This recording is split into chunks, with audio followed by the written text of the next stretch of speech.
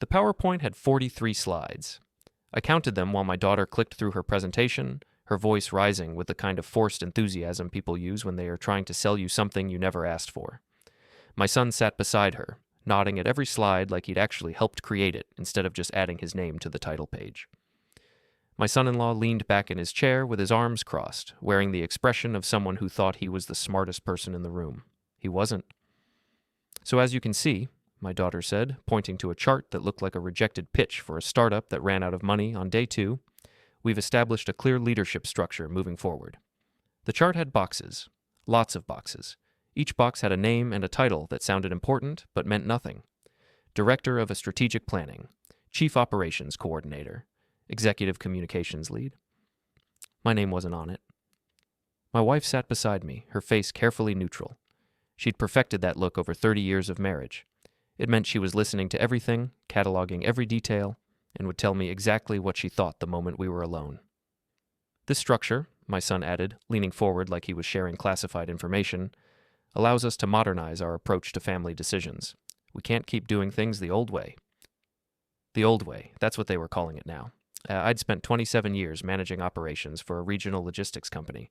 I knew how to read a room, how to spot when someone was trying to sell you air in a bag and calling it a product.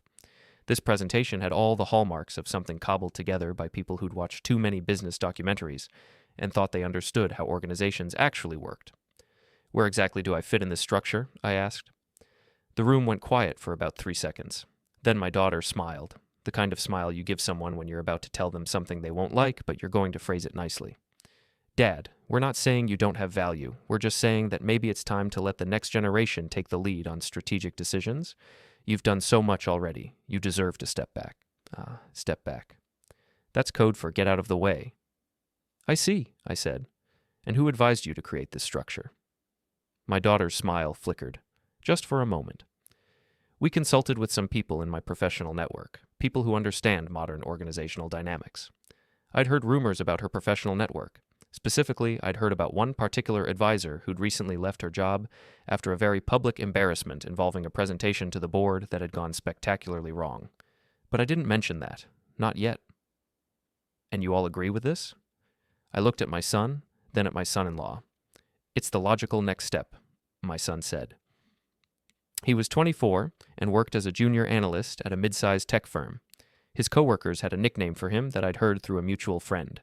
They called him the credit taker, because he had a habit of putting his name on group projects he'd barely contributed to. My son-in-law just nodded. He was a marketing manager, 27, with that passive-aggressive energy that some people mistake for confidence. "We think this is what's best for everyone." "Best for everyone," I repeated. "Interesting." My wife's hand found mine under the table, a gentle squeeze, not comfort, warning. She knew what I was thinking. "Well," I said, standing up, "I appreciate you putting this together. Very professional, very detailed." My daughter brightened. "So you're on board?" I didn't say that. I walked to my office down the hall. They could hear my footsteps. Good. Let them wonder what I was doing. I opened the filing cabinet. Second drawer. The folder was right where I'd left it, under a stack of tax returns from 6 years ago. Most people don't keep hard copies of important documents anymore. They scan everything, store it in the cloud, trust that nothing will ever disappear. I'm not most people. The document inside the folder was 12 pages long. Legal-size paper, official stamps, multiple signatures.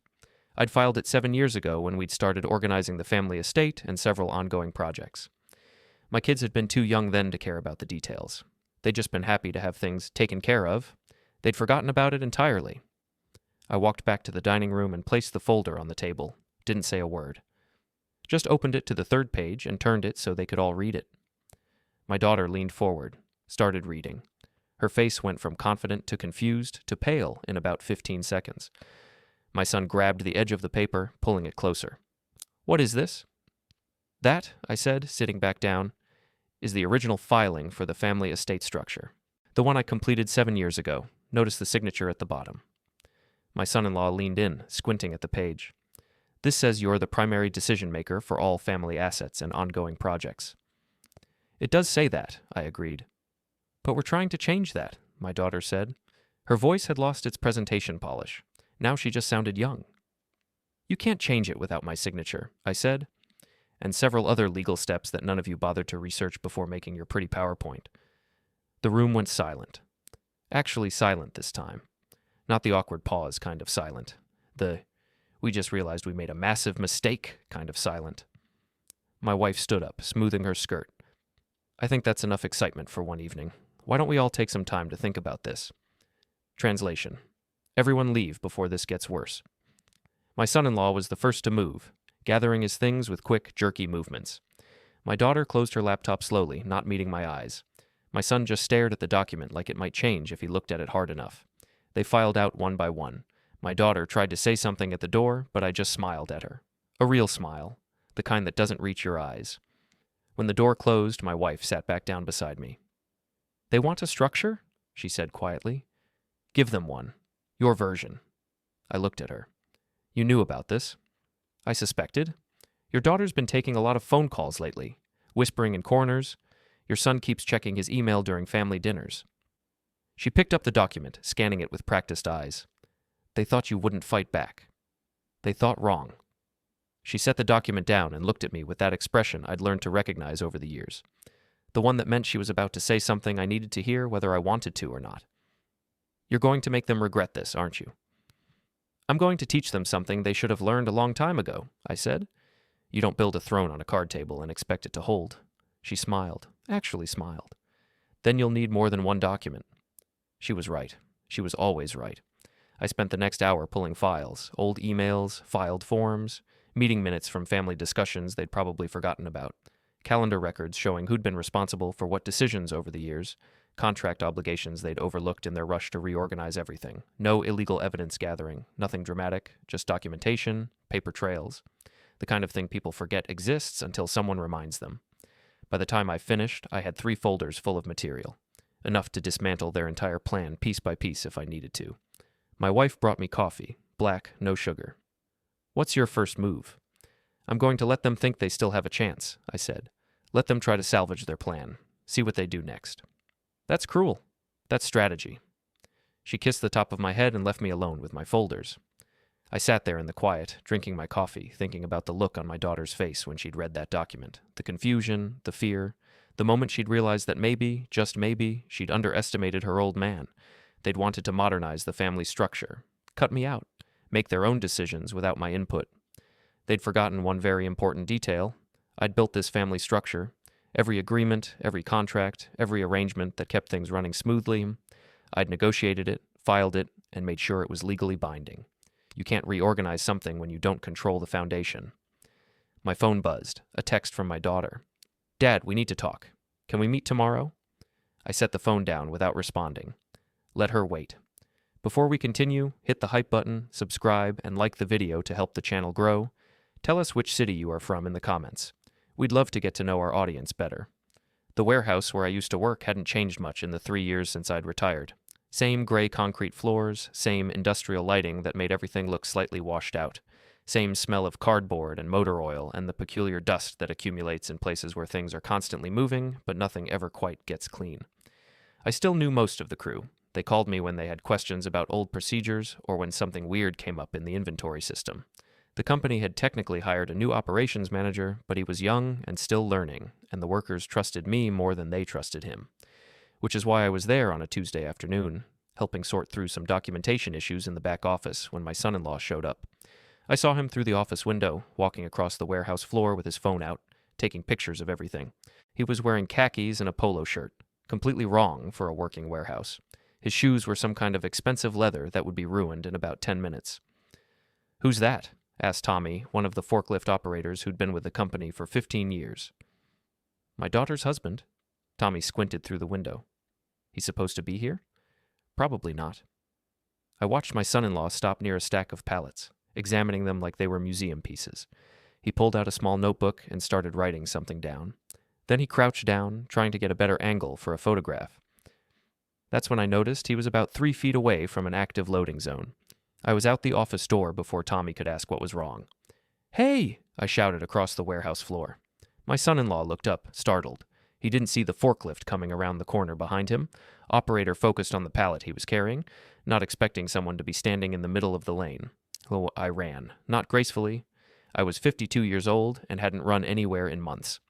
But I covered the distance fast enough, grabbing my son-in-law's arm and yanking him backward just as the forklift's alarm started blaring. The operator hit the brakes. The forklift stopped 6 inches from where my son-in-law had been standing. Workers started shouting. My son-in-law stumbled backward, his notebook falling from his hands, his phone clattering on the concrete. "What the hell were you doing?" I kept my grip on his arm. I was taking pictures for a proposal. You were standing in an active loading zone. You see these yellow lines? I pointed at the painted markings on the floor.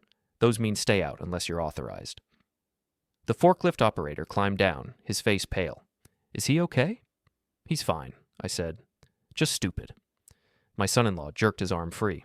I wasn't being stupid. I was trying to help. I have ideas for rebranding this operation. "Rebranding," I repeated. "Yes. Visual marketing, social media presence. This place could benefit from a modern approach." A small crowd had gathered, workers watching, whispering. This was going to be a story they told for weeks. "I need to talk to you," my son-in-law said, trying to regain some dignity. He bent down to pick up his notebook and phone. "About the family structure discussion, we need to clarify some things." "We can clarify things outside." I walked him toward the exit. He kept trying to talk, but I didn't respond until we were in the parking lot, away from the workers. "Why are you here?" I asked. "I wanted to see your old workplace, understand the kind of operations you were involved in. I thought it might help us communicate better about management strategies." "Who told you to come here?" He hesitated. "What?" "Someone suggested you do this." "Who was it?" "I make my own decisions." "No, you don't." I crossed my arms. "You're not the type to show up at a warehouse unannounced. Someone told you this would be a good idea." "Who?" His face flushed. "A colleague of mine thought it would show initiative, that I was taking the family reorganization seriously." "Which colleague?" "That's not really—" "Which colleague?" He looked away. "My manager. He said understanding all aspects of family business decisions would make me a more valuable contributor to the new structure." "Your manager," I said slowly. "The one who thinks you're working on a side project for professional development. How did you—" "I hear things." I stepped closer. "Here's what's going to happen. You're going to get in your car. You're going to drive back to whatever office you came from, and you're not going to come back to this warehouse unless I specifically invite you. Understood?" "You can't tell me what to do. The new structure doesn't exist yet," I said, "and if you keep making moves like this, it never will." He wanted to argue. I could see it in his face, but he was also smart enough to recognize when he'd lost the moment. He got in his car without another word and drove away. Tommy came out of the warehouse, walking over with a careful expression. "Everything okay?" "Fine." He said, "You're stepping back from everything. That true?" I looked at Tommy. We'd worked together for almost a decade. He'd been there for late-night inventory crises, equipment failures, impossible deadlines. He knew how I operated. "Not even close?" I said. Tommy grinned. "Good. Place hasn't been the same without you." I walked back inside to finish the documentation work, but I couldn't focus. My son-in-law's visit hadn't been spontaneous. Someone had pushed him to do it, his manager, apparently. Someone who thought understanding family business would help him gain influence. That was interesting. I pulled out my phone and sent a text to an old friend who worked in HR consulting. Asked her if she knew anything about my son-in-law's company, specifically about managers who encouraged employees to get involved in family business matters. She responded within an hour. That's weird advice for a manager to give. Usually companies want clear separation between work and family. Why? I didn't answer directly, just thanked her and put my phone away. But the question stayed with me. Why would a manager encourage an employee to reorganize his family structure? When I got home that evening, my wife was in the kitchen preparing dinner. She took one look at my face and set down her knife. "What happened?" I told her about the warehouse incident, about my son-in-law's proposal, about the manager who'd supposedly encouraged it. She listened without interrupting. Then she said, "That doesn't make sense." "I know." Unless, she paused, thinking, unless someone wanted him to make himself look important, wanted him to think he had more influence than he actually does. Why would anyone do that? To use him. She picked up her knife again, started chopping vegetables with precise movements. Someone tells him he should be more involved in family decisions, builds up his ego, makes him think he's part of something bigger. Then when things fall apart, he takes the blame while the real instigator stays hidden. I stared at her. That's surprisingly cynical. I've been married to you for 30 years. I learned from the best. She had a point. My phone rang. My daughter. Dad, we really need to talk. Tomorrow. Please. She sounded stressed. Good. Fine, I said. Lunch. That place downtown you like. Thank you. I hung up before she could finish. My wife glanced at me. You're enjoying this. Little bit. You're a terrible person. I learned from the best, I said, echoing her words.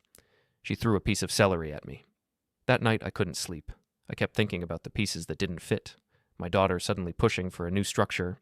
My son going along with it despite having no real stake in family decisions. My son-in-law trying to insert himself into my old workplace. It felt coordinated, like someone had given them all their marching orders and they were just following the script. But who? I got up around 2 a.m, went to my office, and started going through the folders again, looking for connections I'd missed, patterns that might explain why 3 people who normally couldn't agree on where to go for dinner had suddenly unified around reorganizing the family structure. I found something in an old email chain from 8 months ago. My daughter had forwarded me a message about a family friend's son who'd just gotten promoted to senior manager at a consulting firm. The son's name was Brandon, my son-in-law's cousin. I'd met Brandon twice, once at my daughter's wedding, once at a holiday party. He was 31, worked in corporate strategy, wore expensive suits, and had the kind of confidence that comes from never being told no. I searched for his name in my email, found 3 more mentions. Each time, my daughter talking about him like he was some kind of business genius. Brandon says this. Brandon thinks that. My wife appeared in the doorway, wrapped in her bathrobe. It's 2 a.m. I found something. She came over, looked at the computer screen, read the emails. The cousin, she said. Yeah, he's been advising them. Looks like it. She sat down in the other chair, pulling her bathrobe tighter. What's his angle? I don't know yet. But you're going to find out. Absolutely, she smiled. Not a happy smile. More like the smile of someone watching a chess match and just realized which side was going to win. Get some sleep, she said. You'll need it for lunch tomorrow. She was right about that too. Monday morning, I received confirmation. The email came from Morrison Strategic Consulting, not from Brandon directly, from someone in their contracts department. Professional. Apologetic.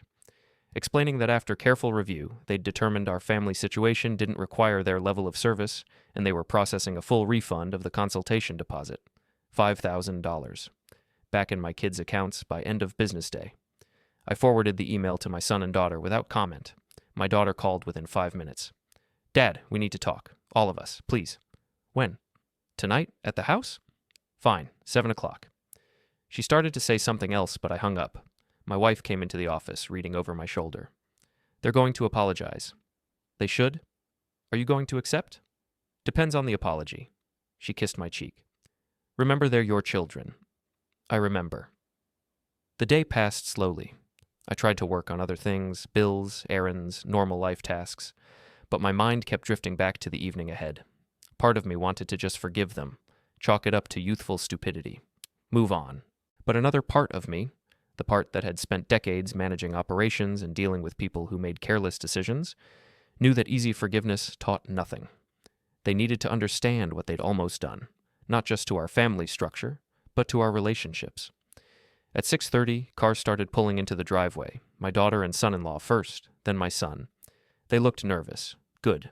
My wife had set up the living room instead of the dining room. More casual, less formal than last time. Everyone sat in a rough circle. I stayed standing. Before anyone starts, I said, I want to make something clear. This isn't a negotiation. This isn't a debate. I'm going to talk. You're going to listen, and then we'll see where we go from there. They nodded. 3 weeks ago, you tried to reorganize our family structure. You created a leadership chart that excluded me. You made plans to restructure assets and decision-making authority. You did all of this without my knowledge or consent? My daughter opened her mouth. I held up a hand. I'm not done. You did all of this based on advice from a man you barely knew, a consultant who saw you as easy money. You paid him $5,000 for a proposal that would have cost you $60,000 more to implement. And you never once stopped to ask if maybe, just maybe, you should research who you were working with. We thought, my son started. You didn't think. That's the problem. You didn't think about the legal documents that were already in place. You didn't think about the implications of reorganizing a family estate without proper guidance. You didn't think about how this would affect our relationships. You just acted. Silence. My son-in-law was staring at his hands. My daughter had tears in her eyes. My son looked angry, but he was keeping it controlled. Do you know why I'm upset? I asked. Because we tried to exclude you, my daughter said quietly. No, I'm upset because you didn't trust me. You didn't come to me and say, Dad, we have concerns about how the family decisions are being made. Can we talk about it? You went behind my back. You created a whole plan to push me out, and you thought I wouldn't notice. We didn't want to hurt you, my daughter said. You didn't want to face me. There's a difference. My wife touched my arm. Gentle reminder to soften. I took a breath. I understand you want more control over family decisions, I said. I understand you feel like you're adults and should be treated like adults. But here's what you don't understand. Control isn't something you take, it's something you earn. How? My son asked. How do we earn it when you control everything? By showing you're capable, by learning how things actually work before trying to change them, by proving you can handle responsibility. We are capable. Are you? Because from where I'm standing, you just gave $5,000 to a con artist and almost signed us up for $60,000 more. That doesn't scream capable. Harsh, but true. My son-in-law finally spoke. We made a mistake. We're sorry. What do you want from us? I want you to understand why it was a mistake, not just that it failed, why the entire approach was wrong from the start. Okay, my daughter said. Explain it to us. I sat down finally, looked at each of them. Our family structure isn't broken, I said. It's just not flashy. There's no fancy org chart, no committees, no leadership hierarchy. It's simple. I hold the legal authority. I make decisions after consulting with your mother. If a decision affects you directly, we discuss it with you. That's the problem, my son said. We don't get a say. You get a say, you don't get a veto, there's a difference. Why not? Why can't we have equal decision-making authority? Because you haven't earned it yet. Because you don't know how things work. Because 3 weeks ago you didn't even know about the primary legal documents that govern our family estate. He had no response to that. But, I continued, that doesn't mean you can't be more involved. It just means you have to learn first. Learn what? My daughter asked. How the estate is structured. What legal obligations exist. What agreements are in place. How decisions actually get made versus how you think they get made. You'd teach us? If you actually want to learn. Not if you're just trying to find loopholes to reorganize everything again. We won't, my daughter said quickly. We promise. I looked at my son. What about you? He hesitated. I still think the current structure is outdated. Fair, but do you understand why it exists? No. Then that's where we start. My wife stood up. I'm going to make coffee. This is going to be a long conversation. She left the room. The four of us sat in awkward silence. Can I ask you something? My daughter said finally. Sure. Why did you file all those documents 7 years ago? Why did you set it up so you controlled everything? Because someone had to. Your mother and I were making decisions about the estate, about property, about investments. We needed a clear legal structure, so I filed one. But why not include us? You were 19 and 21. You were in college. You weren't ready. And now? Now you're older, more established, but you still don't understand the foundation you're trying to build on. My son-in-law shifted in his seat. Your son asked me earlier why I got involved in all this. I want to answer that, for the record. I'm listening. I felt excluded, like I was just your daughter's husband, not actually part of the family. So when Brandon suggested we could help organize a new structure, it felt like a way to prove I belonged. I studied him. He was being honest. I could tell. Oh, you belong because my daughter chose you, I said. Not because you reorganized something. Family isn't about organizational charts. He nodded slowly. My wife came back with coffee. We all took cups, sipped in silence. So what happens now? My son asked. Now we figure out what you actually want versus what Brandon told you to want. What do you mean? I mean, what were you really trying to accomplish? Strip away the fancy proposal. What was the actual goal? They looked at each other. I wanted more say in investment decisions, my daughter said. I work in communications. I understand market trends. But when we discuss investments, you never ask my opinion. Okay, that's specific. What else? I wanted to feel like my life decisions didn't need your approval, my son said. Like I could make choices without checking with you first. What choices specifically? career moves, where I live, how I spend my money. You already can make those choices. But you judge them. I thought about that. Fair, I do, but judgment isn't control. It feels like control. Then we need to work on that. My son-in-law raised his hand slightly, like he was in class. I wanted to understand the family business side better. The logistics, the investments. I felt ignorant. And ignorance feels like exclusion. Also fair, I said. We talked for another hour. Real talk. Not accusations, not defensiveness. Actual conversation about what each person wanted and why. It wasn't perfect. There were still moments of tension, still disagreements about approach, but it was honest. Around 9 o'clock, we'd sketched out a rough plan. Monthly family meetings, real agendas, real discussions about estate matters.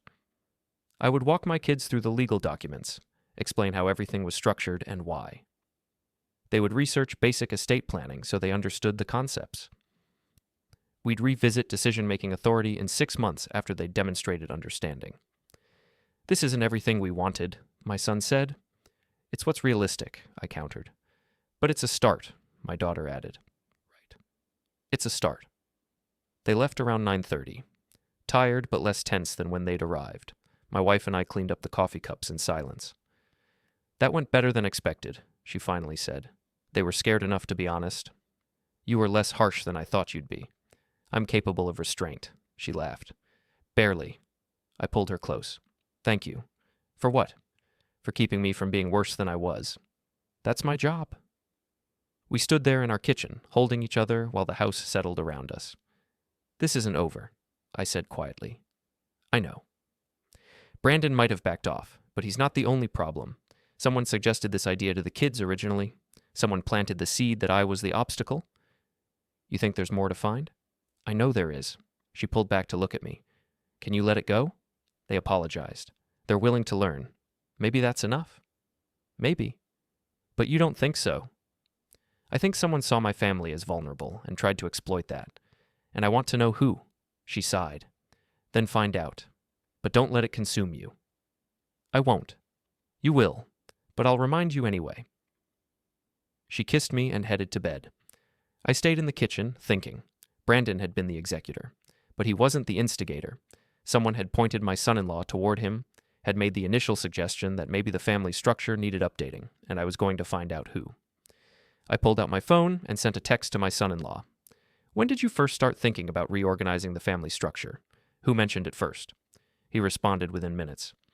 Family gathering last year. Someone made a joke about how you controlled everything. I started thinking maybe they were right. Who made the joke? I don't remember exactly. Cousin Brandon's family was there. Maybe one of them? Brandon's family. That was the connection. I sent another text. When's the next family gathering on your side? 2 weeks. My aunt's birthday party. Why? I'm coming with you. Dad, I don't think... I'm coming, and we're going to have a conversation with Brandon's family. I could picture him on the other end, conflicted, but he responded, Okay. Good. I put my phone down and stared at the dark kitchen windows, saw my reflection staring back. 2 weeks. Then I'd find out who'd started this whole mess, and I'd make sure they understood that my family wasn't vulnerable. We were just polite. There's a difference. The 2 weeks passed in a strange kind of detente. My kids actually showed up for the monthly family meeting I'd scheduled. We went through estate documents, they asked questions, I answered. It was civil, almost normal. But underneath, I could feel the tension. They knew I wasn't finished. They just didn't know what was coming next. Neither did I. Not exactly. But I knew it involved Brandon's family. Someone at that gathering last year had made a joke about me controlling everything, and that joke had planted the seed that grew into this whole disaster. I wanted to know who. The birthday party was at my son-in-law's aunt's house, big place in the suburbs, the kind of house that said, we're comfortable without being ostentatious. My wife and I drove there with our daughter and son-in-law. They were nervous. I could tell by the way my daughter kept adjusting the mirror, the way my son-in-law checked his phone every 30 seconds. You don't have to do this, my daughter said as we pulled into the driveway. Yes, I do. Dad, it's a birthday party. Can't we just be normal? We will be normal, right up until I'm not. My wife patted my knee. Behave. I always behave. You have a very flexible definition of behave. The house was already full when we arrived. Extended family, friends, people I'd met once or twice at other gatherings. Everyone drinking, laughing, pretending to enjoy themselves in that way people do at mandatory social events. Brandon was there, saw me immediately. His expression went carefully neutral. I smiled at him. He didn't smile back. My son-in-law's aunt greeted us at the door. Warm hugs, happy birthday wishes. She introduced me to people I didn't know. I made polite conversation, played the role of the genial father-in-law who was definitely not there to interrogate anyone. 30 minutes in, I spotted the cousin I was looking for. His name was Derek, Brandon's younger brother, early 30s, worked in sales, had that energy of someone who thought being loud made him interesting. He was holding court in the kitchen, telling a story that involved a lot of hand gestures. People laughed at the punchline. He soaked up the attention. I waited until the crowd dispersed, then approached him. "Derek, right?" He turned. "Yeah, you're my daughter's father." I extended my hand. He shook it, firm grip, competitive. "Right. Good to see you again." "You too. I heard you and Brandon are pretty close." "Brothers. What do you expect?" "Must be interesting. Him being a consultant, you being in sales, a lot of overlap in skills." "We help each other out sometimes." He grabbed a beer from the cooler. "Want one?" "Sure." He handed me a bottle. We clinked them together in that universal gesture of masculine bonding. "So," I said casually, "my kids mentioned they'd gotten some advice from Brandon about reorganizing our family structure." "Yeah, I heard about that. Didn't work out?" "Not exactly." "That's too bad. Brandon's usually pretty good with that stuff." "Usually." Derek shrugged. "He's helped some families. Others, not so much. Depends on the situation." "What kind of situation works best?" He studied me, trying to figure out if I was genuinely curious or leading him somewhere. Families that are ready for change, I guess, not stuck in old patterns. "Old patterns like having the parents make decisions?" "Sometimes." He drank his beer. "Look, no offense, but a lot of older generation folks have trouble letting go. They built something, they want to keep controlling it, but eventually you gotta let the next generation step up." "Is that what you think about my family? That I have trouble letting go?" "I don't know your family, but Brandon seemed to think there was potential for updating how things worked." "Did you suggest he reach out to my kids?" Derek's expression flickered, just for a second. "What?" "Last year, family gathering. Someone made a joke about how I controlled everything in my family. Was that you?" "I don't remember." "I think you do." We stared at each other. The kitchen noise faded into background. This was the moment. He could lie, or he could tell the truth. He chose middle ground. "Look, maybe I said something. I don't know. We were all drinking. People say things." "What exactly did you say?" "Probably something like, 'Sounds like your father-in-law runs a tight ship,' or whatever. It wasn't serious." "But you suggested they talk to Brandon." "I might have mentioned he does that kind of work. Family organization stuff. I didn't tell them to hire him." "But you planted the idea." "I made a comment. At a party. I didn't think—" "No, you didn't think. You made a joke that led to my kids paying $5,000 to your brother for a proposal that would have destroyed our family structure." Derek set down his beer. "That's not on me. They made their own choices. Based on information you provided." "I was trying to help." "You were trying to generate business for your brother." He flushed. That's exactly what happened. You saw an opportunity. Made a suggestion, pointed them toward Brandon, and then you both sat back and waited for the money to roll in." "You're way off base." "Am I?"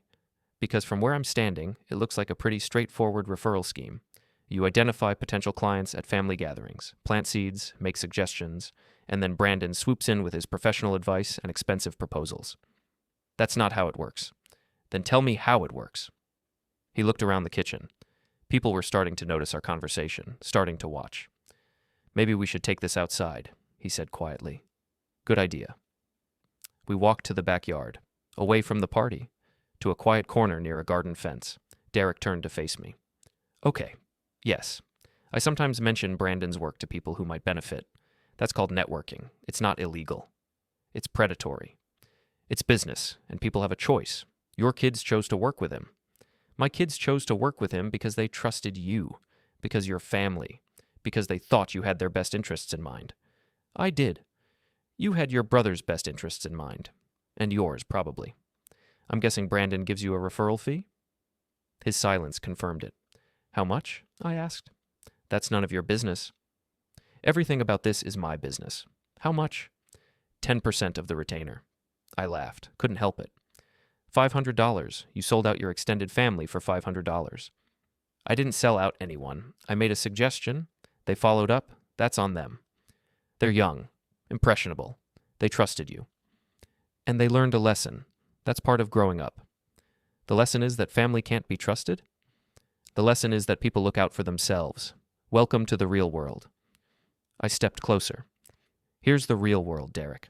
You're going to call every person you've referred to Brandon in the last 2 years. You're going to tell them about the referral fees, about how you profit when they hire him, about how your suggestions aren't as innocent as they seem. I'm not doing that?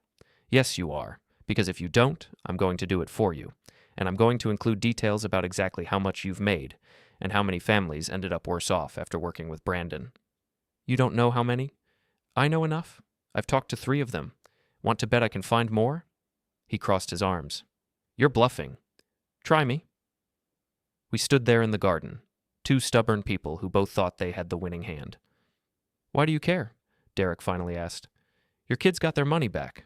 Brandon backed off. Why keep pushing? Because you tried to break my family, and I don't forgive that. I made a comment at a party. You saw an opportunity to profit and you took it, at my family's expense. That's not a comment. That's betrayal. Betrayal? That's dramatic. We're not even that close. Exactly. We're not close. Which makes it even worse that you felt entitled to interfere in my family's structure for your own benefit. Someone called from the house. Derek's name. His aunt, probably. Looking for him. He ignored it. What do you want? Really? I want you to stop. Stop identifying vulnerable families. Stop making helpful suggestions. Stop pretending you're networking when you're actually hunting. And if I don't? Then I make sure everyone knows what you and Brandon have been doing. Every family you've referred. Every referral fee you've collected. Every situation that went wrong. I'll build a case file and I'll share it with anyone who'll listen. That's blackmail. That's information sharing. You're the one who decided to make it a problem. He looked toward the house, weighing options, calculating costs. Fine, he finally said. I'll stop, but I'm not calling previous referrals. That's too far. Not negotiable. You can't force me. Watch me. I pulled out my phone, showed him a document I'd prepared. Names and phone numbers of Brandon's clients I'd tracked down, notes about their outcomes, screenshots of online reviews mentioning both Brandon and a family connection who'd recommended him. Derek's face went pale. You've been busy, he said. I'm motivated.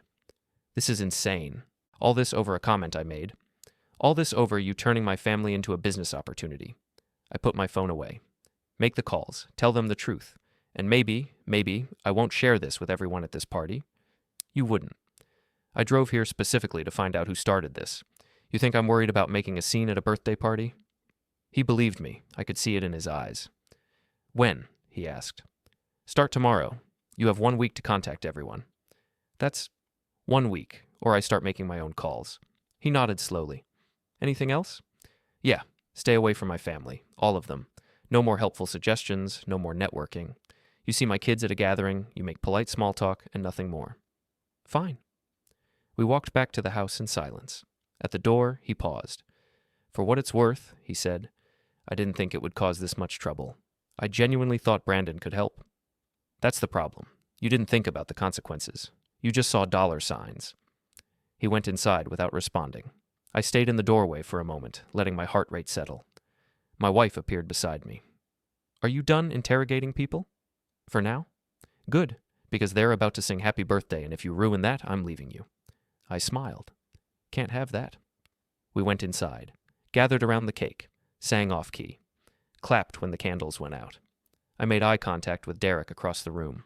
He looked miserable. Good. Brandon had disappeared, probably left after seeing me corner his brother. Also good. My daughter approached me as the party started winding down. What did you say to Derek? We had a conversation. About how family should protect family, not profit from them. She studied my face. You found out he started everything? He made the suggestion. Brandon executed it. But yeah, Derek planted the seed. And he's going to fix it. How? By telling the truth to everyone he's lied to. She hugged me, sudden and tight. Thank you. For what? for protecting us, even when we were idiots. I hugged her back. That's what fathers do. We left the party shortly after, drove home in comfortable silence. Back in our house, my wife made tea. We sat at the kitchen table like we had 1,000 times before. You got your answer, she said. I did. So now what? Now I make sure Derek follows through, make sure Brandon doesn't try this with anyone else in our family, and then I let it go. She looked skeptical. Really, I said. I will. When? Soon. You're impossible. I learned from the best. She threw a tea bag at me, but she was smiling. Derek made the calls. I know because 3 people contacted me afterward. The first was a woman named Patricia. Her family had hired Brandon 2 years ago.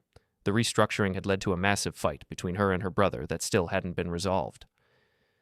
I had no idea Derek got paid for the referral, she said on the phone. He made it sound like he was just being helpful. He was being helpful, I said, to himself. What should I do? Whatever you want, but you deserve to know the truth.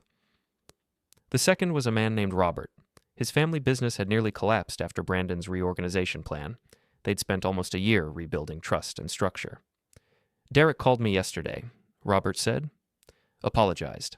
Said he should have been more transparent. But an apology doesn't fix what happened. No, I agreed, it doesn't. But at least now you know. The third was someone I'd expected to hear from, Brandon himself. He called my cell on Thursday evening. I was in the garage, organizing tools, mindless work that helped me think. You destroyed my relationship with my brother, he said without preamble. I told your brother to tell the truth. If that destroyed your relationship, that's on you, not me. He's refusing to refer clients anymore. Good. You had no right. I had every right. You tried to exploit my family. You collected $5,000 for a proposal you knew wouldn't work. You have a pattern of leaving families worse off than you found them. That's not fair. Every situation is different. Every situation ends the same way. You collect your retainer, things fall apart, you move on. The family deals with the mess. Silence.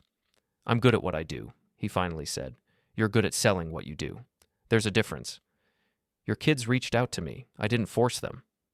No, your brother pushed them toward you, and you took advantage of that. You saw marks, and you took the shot. This is business. People make choices. They live with consequences. And now you're living with consequences.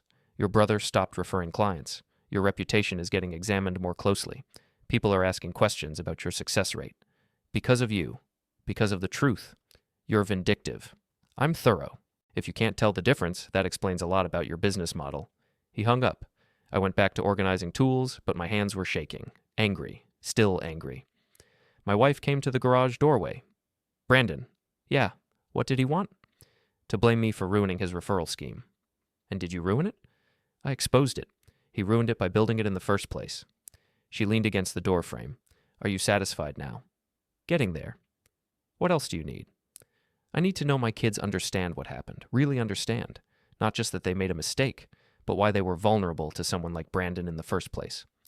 You want them to learn. I want them to never let this happen again. She came over, took the wrench I was holding, set it on the workbench. Then teach them. Stop punishing. Start teaching. I'm not punishing. You are. You're angry. You have a right to be. But anger isn't going to fix this. What will? Conversation. Real conversation. About why they felt like they needed to exclude you. About what they actually want. About how to build something together instead of tearing things apart. I pulled her close. When did you get so wise? I've always been this wise. You just don't listen. I listen. You hear. You don't always listen. There's a difference. I kissed her forehead. So what do I do? Talk to them. Actually talk. Not lecture, not interrogate. Just talk. She was right. She was always right. That weekend I invited my kids over. No spouses, just them. They showed up Saturday afternoon. Nervous. Clearly expecting another confrontation. Relax, I said. This isn't an ambush. Could have fooled me, my son muttered. We sat in the living room, afternoon sunlight streaming through the windows. My wife brought coffee and cookies, then disappeared to give us privacy. I want to apologize, I said. They looked shocked. For what? My daughter asked. For not seeing that you felt excluded. For not recognizing that you wanted more involvement earlier. For making you feel like you had to go behind my back to be heard. Silence. But I continued. I also need you to understand something. What you did was wrong, not just tactically, morally. You tried to exclude me from decisions about things I built. You took advice from someone who was profiting from your insecurity. You acted without thinking through consequences. We know, my daughter said quietly. Do you? Because I'm not sure you do. I'm not sure you understand how close you came to destroying our family. We wouldn't have destroyed? Yes, you would have, because Brandon's plan would have created committees and hierarchies and decision-making structures that would have turned every family conversation into a business negotiation. It would have formalized every disagreement, made every decision a battle. My son leaned forward. We just wanted to be taken seriously. Then act seriously. Learn how things work. Ask questions, show interest. Don't just grab for control because someone told you you deserved it. We're trying, my daughter said. The monthly meetings, reading the documents. We're trying. I know, and I appreciate that. But I need you to understand why this happened, why you were vulnerable to someone like Brandon in the first place. Why? My son asked. Because you're impatient. You want respect without earning it. You want authority without responsibility, and people like Brandon can smell that. They know how to exploit it. That's harsh. It's true, and if you don't recognize it, it'll happen again. Maybe not with Brandon, but with someone else. Someone who'll tell you what you want to hear and then profit from your insecurity. They sat with that, processing. What do we do? My daughter finally asked. You grow up, you learn patience, you earn trust instead of demanding it. You recognize that respect is built over time, not declared in PowerPoint presentations. And you? My son challenged. What do you do? I listen better. I create more space for your input. I recognize that you're adults even when you're acting like children. He almost smiled. Fair. We talked for another hour. Really talked. Not about structures or authority, about feelings, about fears, about what they actually wanted versus what they thought they should want. My daughter admitted she'd felt pressure from her professional network. People asking why she wasn't more involved in family decisions, making her feel like she was failing by letting me maintain control. My son admitted he'd felt overshadowed, like he'd never accomplish anything comparable to what I'd built. Like the only way to establish his own identity was to distance himself from mine. My son-in-law had felt like an outsider, not really part of the family, using the reorganization as a way to prove his worth. All of it made sense. All of it was understandable. None of it excused what they'd done, but it explained it. Going forward, I said, we do things differently. You want more involvement? You get more involvement, but you have to do the work. Learn the systems, understand the legal framework. Prove you can handle the responsibility. How long? My daughter asked. As long as it takes. Could be 6 months, could be a year. Depends on you. And then? Then we revisit decision-making authority. Maybe we create a real structure, not Brandon's fantasy structure. A real one based on everyone's actual capabilities. They looked at each other, some unspoken communication I couldn't read. Okay, my son said. We'll do it. Your way, my daughter added. We'll learn first. Then we'll talk about changes. Thank you. They left an hour later, less tense than when they'd arrived, not completely resolved, but better. My wife came back to the living room after they'd gone. How do you feel? She asked. Exhausted. But better, like maybe we can fix this. You can, you're already fixing it. We have a long way to go. All families do. She was right. Again. That night, I sat in my office, looking at all the documents I'd gathered. Evidence of betrayal, proof of manipulation, ammunition I'd collected and used. I didn't need them anymore. I gathered the folders, took them to the shredder, watched page after page get destroyed. My wife appeared in the doorway. You're letting it go, she said. I'm letting it go. Really? Really, she smiled. I'm proud of you. Don't be. I'm just tired of being angry. That's the same thing. Maybe it was. I finished shredding, put the machine away, turned off the office lights. We went to bed like normal people, watched TV for a while, talked about nothing important, and for the first time in weeks, I slept through the night without waking up angry. Progress. 3 months passed. My kids showed up for every monthly meeting, actually read the documents I assigned, asked intelligent questions, started understanding how the estate structure actually worked. It wasn't perfect. There were still moments of friction, still disagreements about approach, but it was functional. My daughter even started contributing valuable insights. Her communications background gave her a perspective I hadn't considered on some of our public-facing family properties. My son took longer to engage, But eventually, he started applying his analytical skills to our investment portfolio. Found some inefficiencies I'd missed. My son-in-law remained quiet, observant, learning. He'd been the most damaged by the whole incident. His cousin had betrayed him. His professional judgment had been questioned. He was rebuilding slowly. In April, we had a family dinner. Just dinner, no agenda, no documents, just food and conversation. My son brought Jennifer, the girlfriend who'd witnessed the disastrous dinner months ago. She was more relaxed now, laughing at my jokes, engaged in conversation. "You're brave," I told her, coming back after that disaster. "I figured if I could survive that, I could survive anything," she said. Fair point. My daughter talked about a promotion at work. My son discussed a project he was leading. My son-in-law mentioned he'd been headhunted by another company. Normal family conversation, normal life. It felt good. After dinner, my daughter pulled me aside. "Dad, can we talk? Just you and me?" "Sure." We went to the back porch. Cool evening air. Stars just starting to appear. "I want to say something," she said. "About what happened." "Okay." I was wrong. Not just about the tactics, about everything. I was wrong to doubt you. Wrong to think I knew better. Wrong to let someone I barely knew manipulate me into betraying you. You didn't betray. Yes, I did. I tried to push you out. I tried to take something you built and reorganize it without your input. That's betrayal.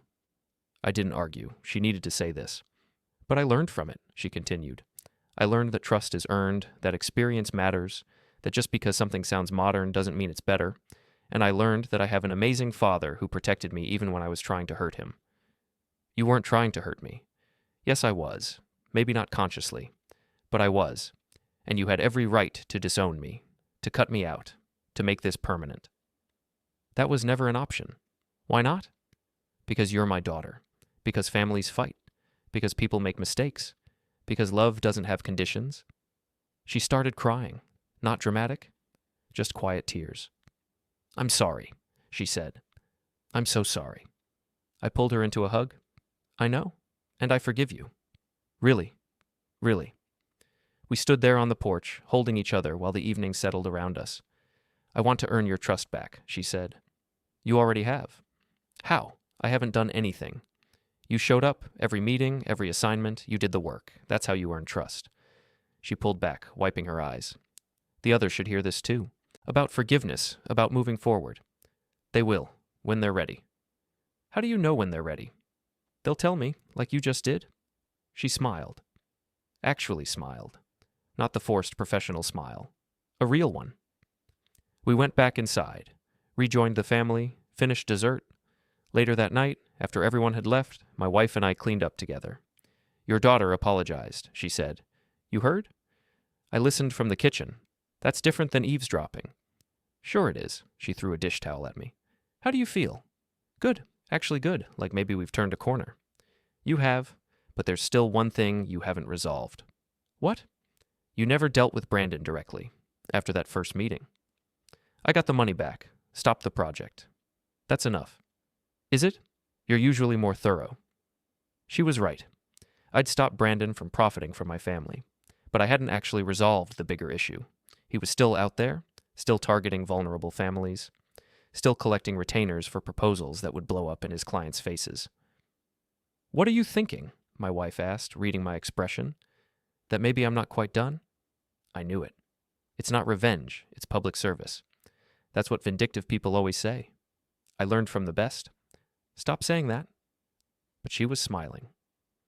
The next morning, I made a phone call to my HR consultant friend. "Remember that research you did on Brandon Westfield?" I asked. "The scam artist consultant?" "Yeah." "I need you to do something for me." "This is going to be illegal, isn't it?" "Completely legal. Probably unethical, but legal. Tell me. I want you to compile everything publicly available about Brandon's failed projects, client testimonials, online reviews, any public records of families that dissolved or businesses that collapsed after working with him." "That's a lot of research." "I'll pay you. Consulting rate." "Expensive." "Worth it." She sighed. "When do you need it?" 2 weeks. "Fine, but I'm telling people I work for a crazy person. Tell them whatever you want." She compiled the report.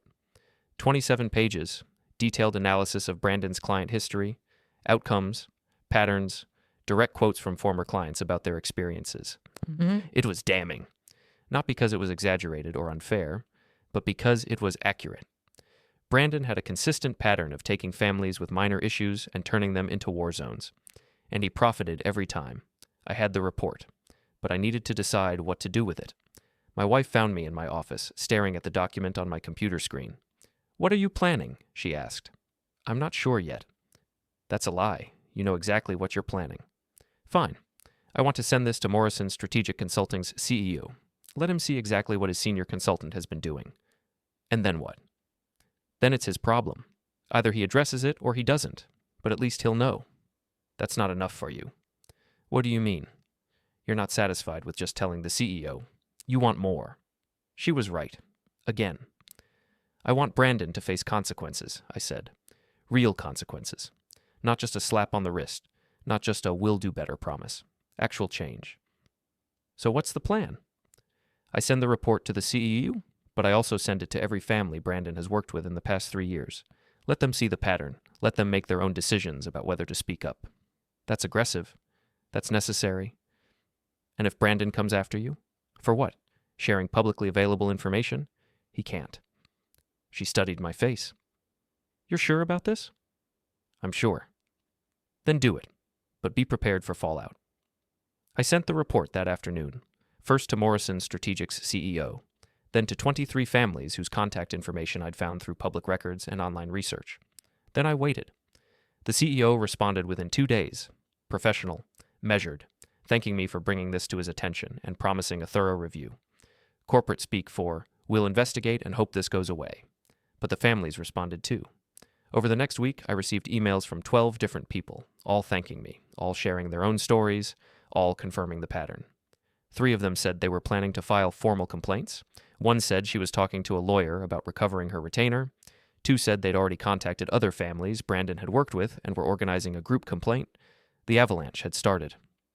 On Tuesday afternoon, Brandon called me. "You destroyed my career," he said. His voice was shaking, angry and scared. "I shared accurate information. You destroyed your own career." Morrison put me on suspension. They're investigating my client outcomes. I'm probably going to lose my job. "Then you should have done better work. This is vindictive. You're getting revenge for something that's already over." "This isn't revenge.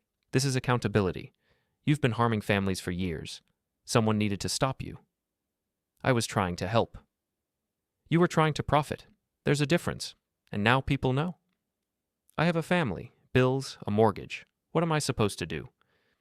"What every other person does when they lose their job. Find a new one. Maybe one where you actually help people instead of exploiting them." "I never exploited." "Yes, you did. Consistently, systematically. And now you're facing consequences. Welcome to accountability." He hung up. I sat in my office, feeling nothing. Not satisfaction, not victory, just empty. My wife came in. "You okay?" "I think so." "You don't sound okay." "I just destroyed someone's career." "You exposed someone's unethical behavior. There's a difference." "Is there?" "Yes. Brandon made choices. He chose to prioritize profit over his client's well-being. He chose to keep doing it even after seeing the damage. You just made sure people knew about those choices. It still feels harsh. It is harsh. But so was what he did to your family, and to every other family he damaged." I looked at her. "When does revenge stop being revenge and start being justice? When it stops being about hurting them and starts being about protecting others. And which one is this?" "Only you can answer that." I thought about it. Really thought about it. I hadn't exposed Brandon to hurt him. I'd done it to stop him from hurting others, to make sure my kid's story wasn't repeated with other vulnerable families. That was justice, wasn't it? My phone buzzed. An email from one of the families I'd contacted. "Thank you for sending that report. We'd been feeling like failures for not making Brandon's plan work. Now we know it wasn't our fault. You gave us closure." I showed it to my wife. "There's your answer," she said. Maybe it was. That evening, my son called. "Dad, I just heard about Brandon, that he got suspended. Did you?" I shared information. What happened after was his company's decision. "Holy shit, you actually did it." "Language." "Sorry, but seriously, you took him down." "I didn't take him down. I just made sure people knew the truth." "Same thing. No, it's not. Silence on the line. Dad? Thank you for protecting us, for stopping him, for everything. You're welcome. I mean it. I know I've been a jackass about all this, but you were right. About everything. And I'm sorry I didn't see it sooner. You see it now? That's what matters. I love you, Dad. I love you too. He hung up. I sat there holding the phone, feeling something shift inside me. This was it. This was the moment I'd been working toward. Not revenge, not justice, just resolution. My family was safe. Brandon couldn't hurt anyone else. The structure I'd built was protected. It was done. My wife came back with tea, set a cup in front of me. You're crying, she said. No, I'm not. You are. I can see tears. I touched my face. She was right. Why? She asked gently. Because it's over. Because we made it through. Because my kids are safe. She kissed my forehead. Yes, they are. Because of you. Because of us. Fine. Because of us. We sat in comfortable silence, drinking tea, watching the evening settle outside the windows. Later, I'd call my daughter, tell her about Brandon's suspension, make sure she understood that she was never at fault for being vulnerable to manipulation. Later, I'd talk to my son-in-law, make sure he knew he was really part of the family now. No more tests, no more proving himself. Later, I'd organize the next family meeting, continue teaching, continue building trust, but right now I just sat with my wife, grateful, exhausted, relieved, done.